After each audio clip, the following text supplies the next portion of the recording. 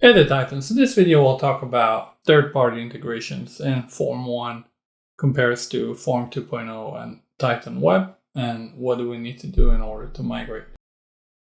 Okay, so in Form 1, we're all familiar with where this is. So it was under the form settings, integrations, and from here we'll be able to communicate to Google Docs, Spreadsheet Box, Dropbox, and a lot more.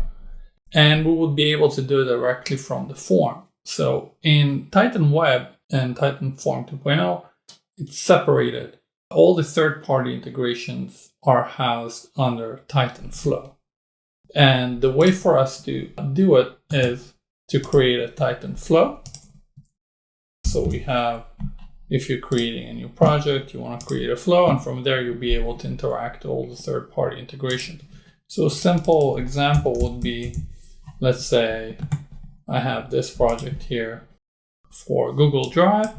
So this is a Titan Flow, simply calling Google Drive. Obviously, I've authenticated Google Drive in my integrations. I built that into my flow, and the flow actually can do a lot more. Highly suggest looking at the Titan Academy for the integrations, but in general, everything is over here, and you can call any integration you like.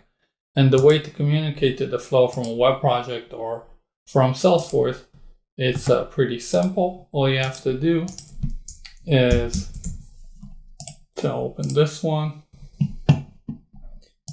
and I'll take a look what I have over here. All I'm doing in an action, I can call any of my flows. I can pass parameters, whatever is needed for the flow to run. Normally would be like a set of IDs or a file, depending what you're passing.